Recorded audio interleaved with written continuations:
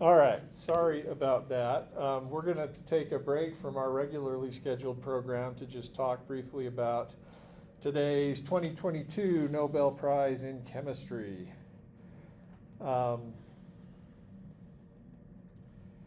So these are cartoons they obviously have known for a while because somebody didn't just draw these in the middle of the night apparently. But the Nobel this year in chemistry goes to Barry Sharpless at the Scripps Research Institute, Carolyn Bertozzi at Stanford, and Morten Meldal at the University of Copenhagen. And the prize is for the development of click chemistry. Heard of that before? A little bit? Maybe not? Ish? Okay. So the concept of a click chemistry reaction is one that is easy, high yielding, and very, very selective, meaning you can do it in the presence of a lot of other unprotected functional groups. A word we use to describe reactions this way is often bioorthogonal, meaning if you think about the kinds of functional groups that are present in biomolecules, you might think, well, we've got nucleophiles like alcohols, we have thiols, we have amino groups, and so on. Whatever we've got in biological molecules, and there's way more than what I just drew there, a click reaction will be one that will only modify a specific functional group and not all the others that are present. So the click chemistry, I mean, I don't know if you've seen buckles like this where one slides into the other and it goes click. They're really trying to nail that home in this diagram, but it is one way you can stitch together a large number of molecules. And so the story here goes back quite a long time. Here's a graphic, but sort of explaining the click chemistry reaction. You have one portion that has an azide functional group on it and another portion that has an alkyne. Alkynes are not generally found in biological molecules, and especially terminal alkynes, and azides are also not generally found in biological molecules. So these are two functional groups that aren't really present, and so you can do chemistry in the presence of biology via this method without getting undesired side reactions. The innovation for which Sharpless and Meldal are credited in this Nobel Prize is the independent discovery in both of their labs that copper-1 catalyzed this reaction and made it fast.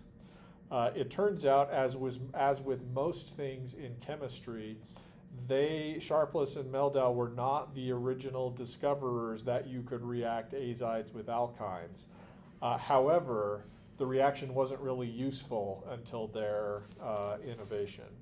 The product is a triazole, which is a heterocycle, an aromatic heterocycle, and it links the two pieces together, and that process is irreversible. And heterocycles are found in a lot of drug-like molecules, and so this was thought early on as a potential way to do combinatorial chemistry and generate lots of different kinds of molecules for medicinal chemistry efforts. Yeah? The catalyst, copper, where does it go to? So what does copper do? You want to talk about mechanism? Copper acts as the catalyst, so we'll talk about what it does, yeah. Let's see. So we call this azide alkyne cycloaddition. And, oops, I didn't mean to, I was hurrying and apparently just moved some things a little too far. All right, so the original discoverer of this reaction was Professor Huisgen, Huisgen, and he discovered that you could take an azide, and we can draw one of the resonance structures of the azide. Probably Whoa, I'm making stuff up there. Sure, that'll work.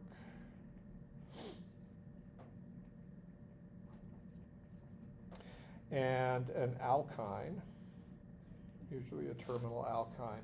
And the 1,3 dipolar cycloaddition refers to sort of a Diels-Alder-like reaction, but involving one partner that where we're going to add, instead of having like you could consider this to be a dienophile, but this isn't a diene, it's a 1,3 system, and it's dipolar in the sense that the nitrogens on the ends are fairly negatively charged. The nitrogen in the middle is electron poor. The proposed mechanism for this reaction is the same as the Diels-Alder reaction, where pi electrons from the alkyne attack this nitrogen, lone pair electrons move there, and then lone pair electrons on this nitrogen. Will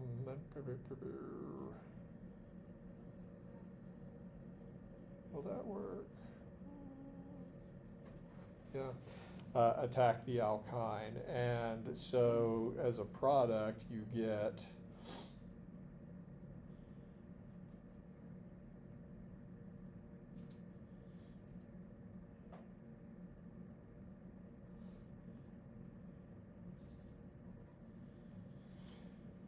now, we've drawn it this way, though you should recognize that by resonance we could just as easily draw it like this. Okay, and that's your triazole.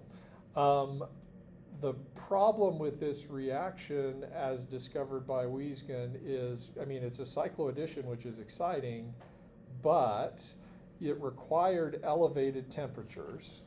And so that's great for doing molecules in the lab, not necessarily useful for sensitive biological molecules. And then there was an issue of regioselectivity. That is, you would get a mixture of regioisomers in which the R groups on the alkyne and the azide were on the same side versus opposite sides. This is called a 1,4 triazole. 1, 2, 3, 4, and this is called a 1, 2, 3, 4, 5 triazole. So the fact that you get mixtures of 1,4 and 1,5 triazoles was a problem. And again, the fact that it required elevated temperature, that's what this delta here means. In organic chemistry, we sometimes use a delta for heat, I guess because it looks like a fire. So those were the limitations of this cycloaddition. In the early 2000s, about the same time as Sharpless was getting his first Nobel Prize in chemistry for asymmetric epoxidation, his lab discovered, and at the same time Meldal discovered, that if you used a copper 1 salt, that the reaction could occur at physiological pH very fast and would give you only 1,4 substitution. So that solves a lot of the problems we just talked about. You don't need heat. It doesn't need to be an organic solvent. And it can be in water at physiological pH, and it's fast and high yielding. And frankly, most people were off to the races at this point. Oh, wow, what a reaction that we can do. And most people to this day probably can't tell you what copper does. In fact, without me looking it up this morning, I could not tell you what copper does. So I'm going to show you, but people use this reaction literally as though you were taking 2 Legos and pushing them together, and now they're one piece. All right, so. Secrets. That's right. That's the secrets. They won't tell you everything. That's right. All right, so it's thought that first, and it has to be copper 1. This is one of the limitations. And by the way, copper 1 in our oxygen atmosphere is less stable than copper 2. And so one of the challenges associated with this click chemistry reaction is how do you keep your copper in the copper 1 oxidation state? And there's things you can do to make that happen, but it can be tricky. Anyway, it's thought that copper 1 first complexes with the pi electrons from the alkyne. It's thought then that you do a deprotonation reaction and you end up with this copper organometallic reagent. This is sort of a cuprate, only there's not another R group on the copper. You could think of it as kind of an organolithium type reagent, but it's got a copper attached to the sp hybridized carbon where the proton used to be, and then it's got a non-covalent, that's a covalent bond, and then it's got a non-covalent complex still between copper and the pi electrons. It's thought that at this point the azide comes in and the internal nitrogen attacks the copper at the same time as the alkyne attacks the azide on the other nitrogen. And you end up with this sort of strange complex. Sometimes people represent this as a 6-membered ring containing copper. I'm not totally sure what's going on here, but it looks like we've got bonds not only from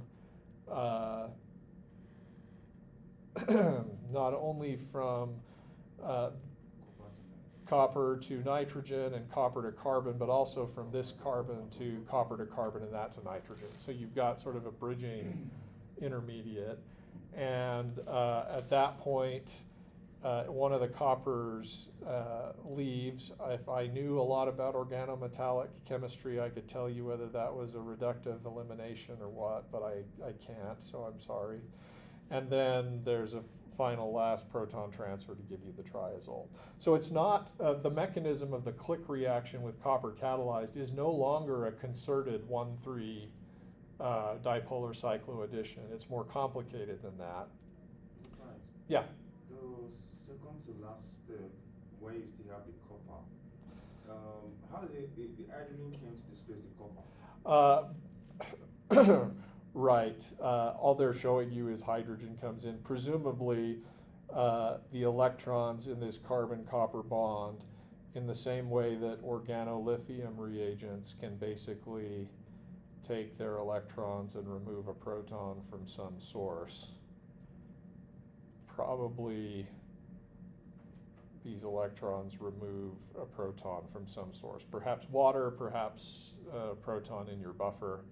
And the copper ion just is left behind in the same way that if you did this with an organolithium reagent, you'd have lithium left behind. All right, so anyway, the reaction works well and is highly selective for 1,4 substitution.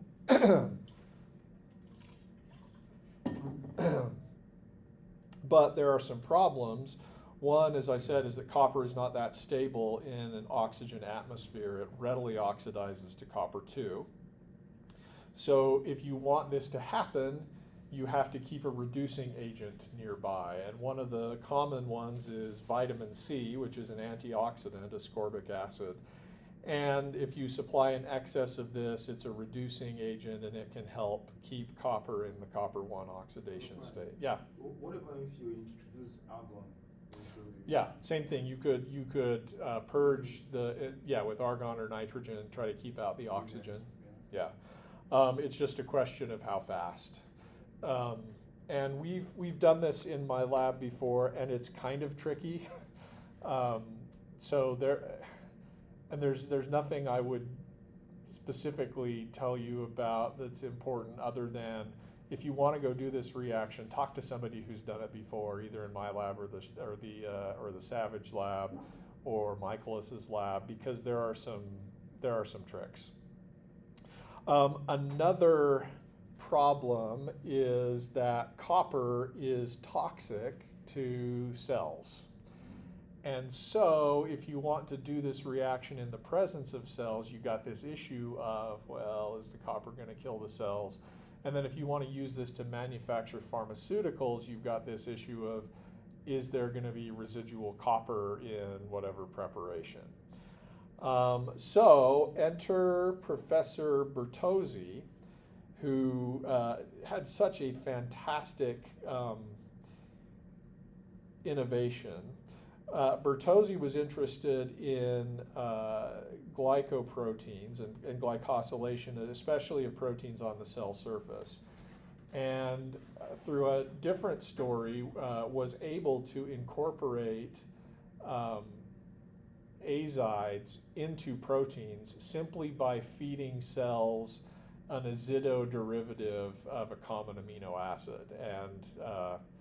And these azido amino acids would get incorporated at some rate into proteins. And then the question was, and you can actually do the same thing with alkynes. So then if you bring in some carbohydrate or some other molecule, can you actually label molecules on the protein surface or on the cell surface? And again, the idea was, oh, let's do cycloaddition. The problem, of course, is, again, the presence of copper. So Bertozzi developed a copper-free reaction.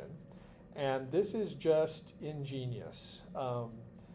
The idea is, what if you used a strained alkyne? What if you used an alkyne that didn't really want to be an alkyne, was high energy because of strain?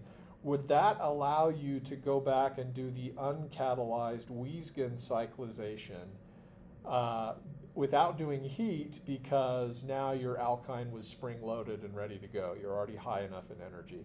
So this is cyclooctane. We talked about strain, but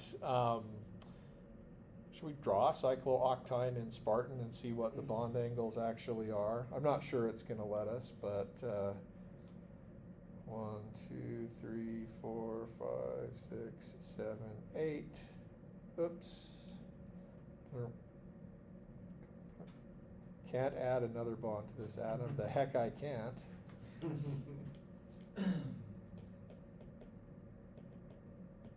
All right.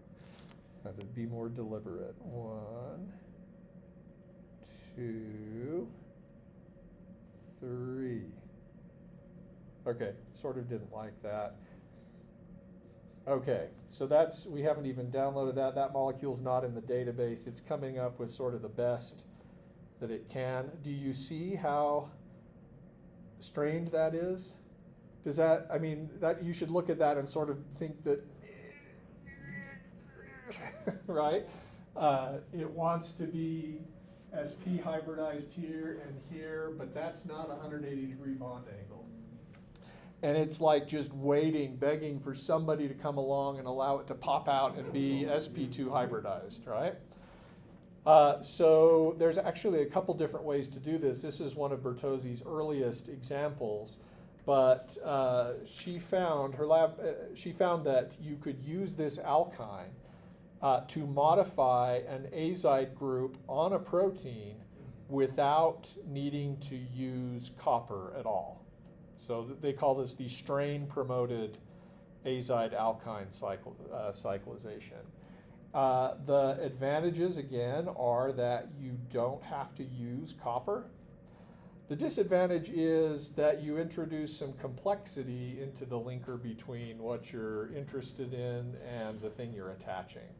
Another common one is this different cyclooctane.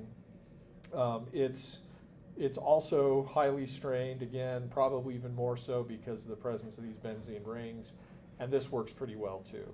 So you'll see versions of this, and people have made some more elaborate things. Oh, what if we put 2 alkynes in there, and can we click one side and the other side? And in fact, it works. So there's a lot of developments. Yeah. I can't remember. What do you say is the drawback with the ascorbic acid in the first story? What's the drawback with that? Well, anytime you have to worry about keeping oxygen out or maintaining a reducing environment, that can be challenging in the lab. It's not a huge problem, but it can be tricky. For example, there are some protocols that tell you, oh, just use copper 2 sulfate, and then use, so this is a source of copper 2, and then just use X% of ascorbic acid. And the ascorbic acid will reduce your copper 2 to copper 1, and then you'll be able to go off to the races. Sometimes that doesn't work. Sometimes in our lab we've had to use copper 1 to start with. And it's all about getting the right amount of catalyst. The other problem, I think, is that the efficiency of the reaction is concentration dependent. So if you want to do this reaction between an azide and an alkyne that are fairly dilute, it's sometimes pretty slow. And other people have found that there are sometimes you need ligands, that is other molecules, to bind to copper to promote the reaction. So yeah, but the advantage, the problem here is just you may go to do it, and if for whatever reason you don't have copper 1 in solution because you have copper 2 instead, the reaction's not going to happen. So people, for example, will use argon or nitrogen. They'll use a reducing agent, but if your solvent is water, or many different solvents, gases dissolve in water. And so if you just use water from the tap or deionized water, sometimes there'll be enough oxygen dissolved in the water that you can't maintain copper 1. So sometimes people do something called degassing their water. To do this, you put water in the presence of a vacuum and then you sonicate it, which means you shoot ultrasound at it, and that tends to get rid of the gases. And so there are a lot of different things you can try, but yeah, the presence of oxygen is kind of a problem. That being said, you don't have to use a glove box for this thing, so it's not as sensitive as other things are. Right. Oh, and that's stuff that I didn't mean to put in there. It just sort of came along for the ride. I want to show you, this is just a figure from the Nobel folks to show you what Bertozzi did. So she incorporated a sugar with an azide on it into cells. She fed cells with this modified sugar, and the cells incorporated that modified sugar into cell surface carbohydrates, and then used her strained alkyne to click a fluorescent molecule onto the sugar azide. And then she had a cell membrane protein that was fluorescently labeled, and she could actually track them on the surface of cells. And I mean, this is oversimplified, and there's a lot of different uses for this. But for example, this is from a paper from the Bertozzi lab in 2007. You see, this is confocal microscopy in cell images. They've stained the nucleus with a particular dye that accumulates in the nucleus. So you're seeing that overlaid with the image taken when they took, when they looked through a filter at the wavelength where the fluorophore fluoresces. And you can see a concentration of stuff along the cell surface. And interestingly, even though it's not anywhere else, there were, of course, sugar azides inside the cell, but only the ones on the surface are getting labeled, presumably because the alkyne is not cell permeable. But you could follow the location and the presence of cell surface glycoproteins as a function of time in living cells, and that's anytime you're able to image living cells and watch things change, that's a powerful technique.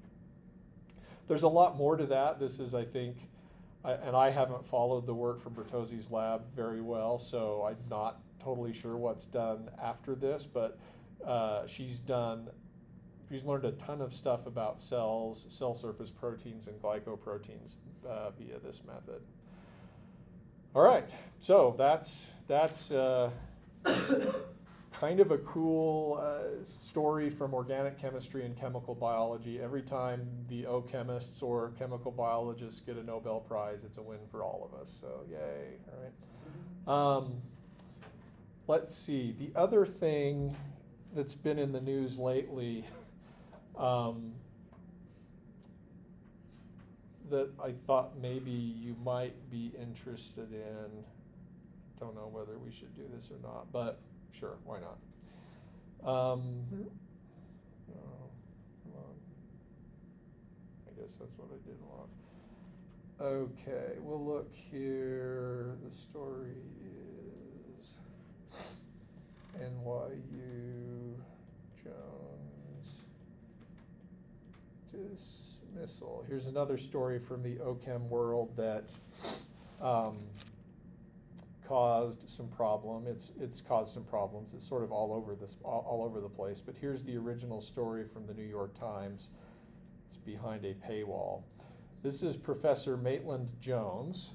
He's 84 years old. He was a tenured professor at Princeton, then he retired, but stayed on as a lecturer, and he most recently had a job, a year-to-year job at NYU in their chemistry department teaching organic chemistry. This guy wrote a textbook that actually Paul Savage used to teach me and others organic chemistry 20 years ago.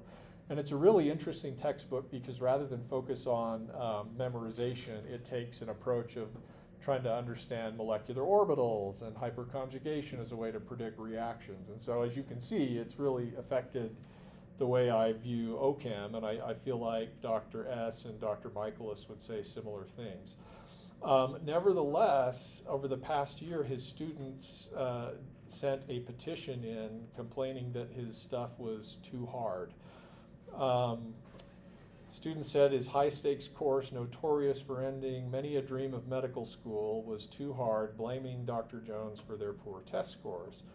And Dr. Jones, Professor Jones' response was sort of like, well, kids these days, basically, and that he had seen, he had this feeling that students taking organic chemistry were no longer willing to work as hard.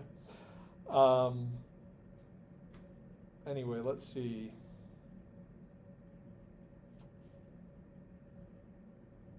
Blah, blah, blah.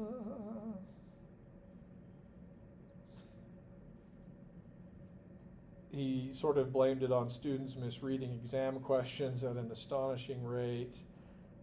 He said after the pandemic, scores fell off a cliff. And so he's sort of blaming it on the students.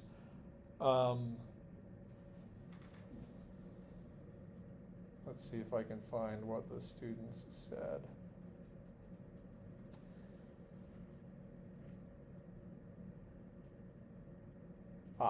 So here's one that we hear often, you will hear often as a professor, or you'll hear often as a TA. We are concerned about our scores and find they are not an accurate reflection of the time and effort put into this class.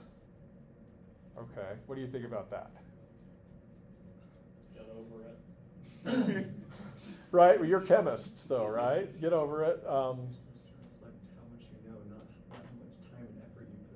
Okay, so in science, it's about what you know, not about how hard you worked or how much time you put in. But you can identify with that frustration, right? You've ever put a lot of time into something and still didn't get a good score on it? Yeah. So, I mean, I sympathize, but again, it seems a little bit like, well, I think this taught the student criticized him decision to reduce the number of midterm exams from 3 to 2. Right.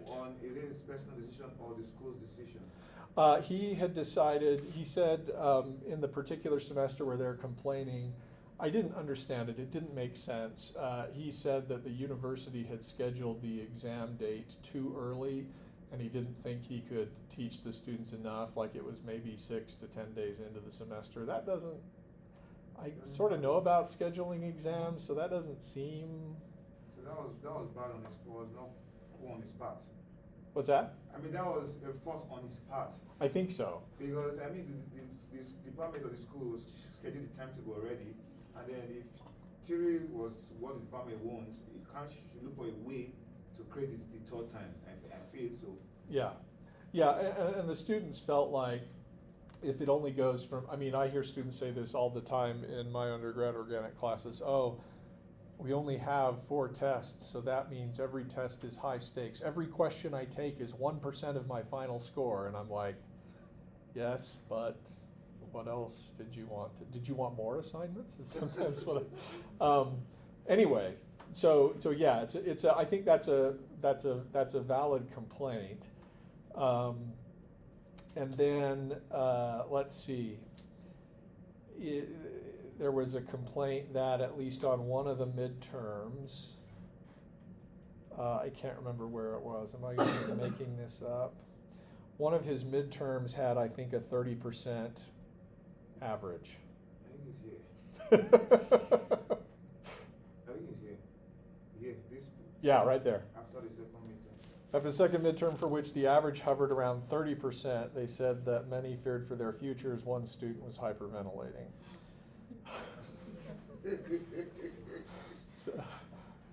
So, you know, I've taught undergrad OChem for now more than 10 years, which is not certainly any of the time that even a fraction of the time Professor Jones has taught it, but 30% average on a midterm is pretty low, right? Like, so I can see it from the student's point of view. It's either a problem with the way he's teaching or a problem with the student's preparation or both. I don't know. What do you think?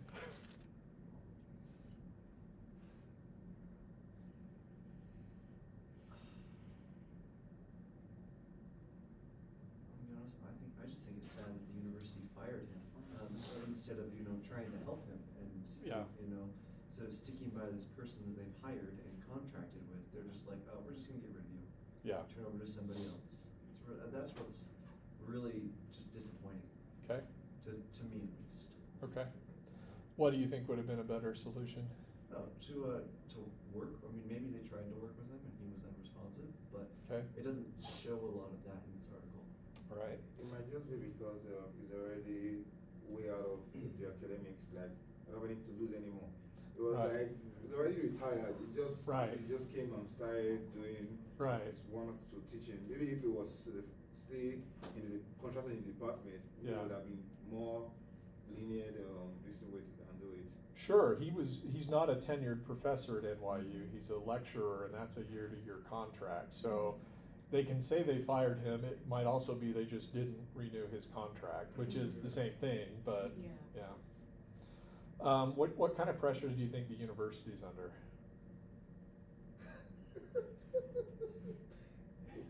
Because there's a growing trend in schools that you care about the effort that students put in it. I'm not saying that's not important, but at the end of the day, the main deciding factor needs to be, can you do it or not? Do you know the material or not? Because you get out in the real world and no one cares how much effort you put in. They care, can you get results?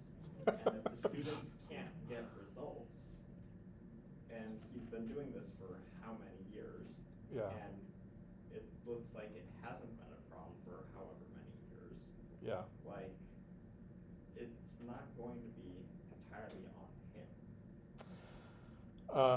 Yeah. So the collection of students that you used for this whatever experiment or whatever, was it just the NYU student or all the students you just come in contact with? It was recent NYU students. Just NYU students. Yeah. Yeah, I think it was after a particularly bad semester. One of the things the article says, and it's interesting to consider as being part of a university and in an academic setting, is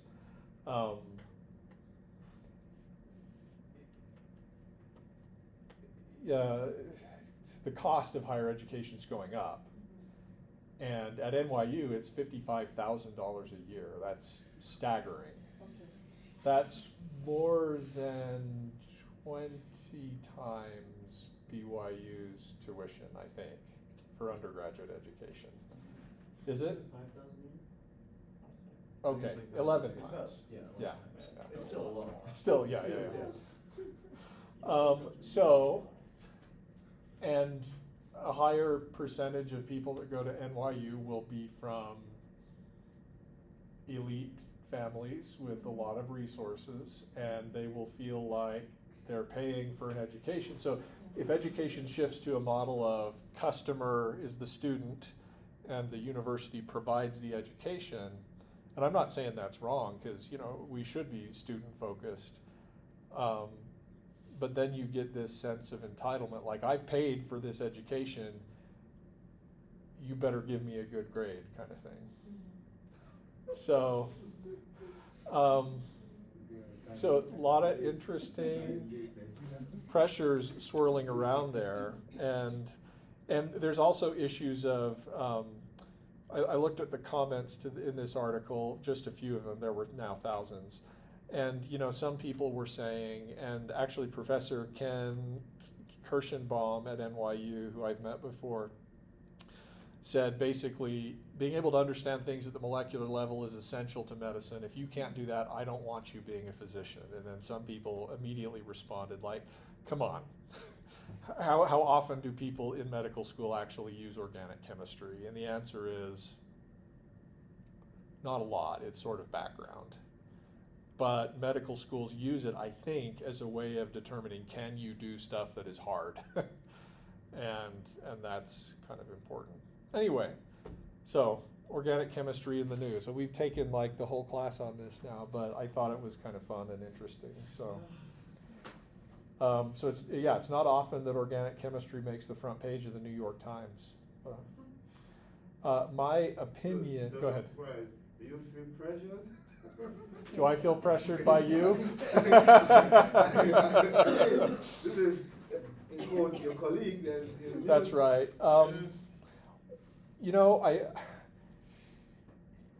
Yes and no. I feel like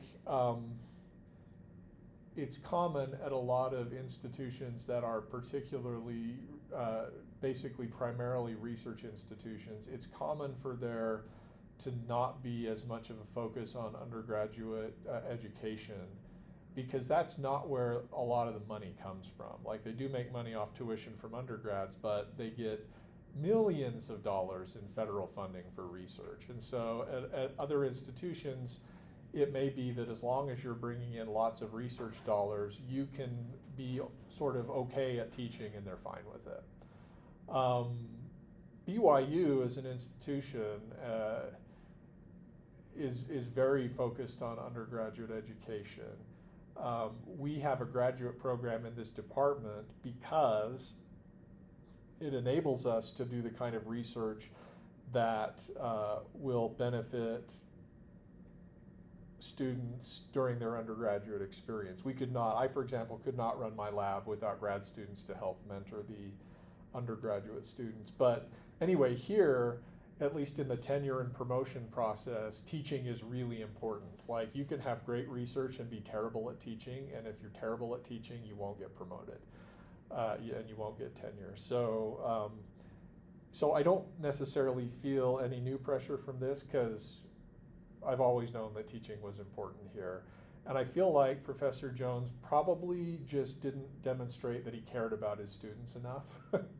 Like, I think you can have high expectations for your students if they know you care about them. And if you're willing to help them and try to address their concerns. But if you are dismissive and, well, poor baby, everything is sad, then of course people are going to get mad. And yeah, I don't know. And so, you know, those of you who are being TAs, having that experience, you know, you you may hear people complaining here and there, and the right balance you have to strike is to see everybody as an important human, and not just a face in the classroom. But then you also have to be able to have high expectations. So, yeah. Anything else you want to talk about that? At the end of the day, sometimes you still get reviewed as this top student review on TA that this TA was the didn't care about it. That's even, right. Even with all the effort that you put in. Yeah, that is discouraging as a teacher when you put in a lot of effort and then you read these end of semester reviews. Shall I show you some of mine? Yes, please. You want to see? Do you like use a really funny one? Is that a folder or something? Well, I mean, yes, and no, I don't have a folder, but I like to remember them. So what you do with student ratings is you try to find whatever element of truth you can in them, because even behind, that's not how you spell ratings, is it? Even behind the most critical and angry statement, there is often something you can learn that might help you be a better instructor. So let's see if we can, Safari cannot, what do you mean? Student ratings, oh, Google. It's open to everybody. You know, it used to be that you could look up at least number ratings for various professors at BYU. I don't think that's necessarily true anymore. However, I can view my student rating reports. 404 not found. Probably have to log in. Google search. Yeah. Whoa, man. All right, hold on.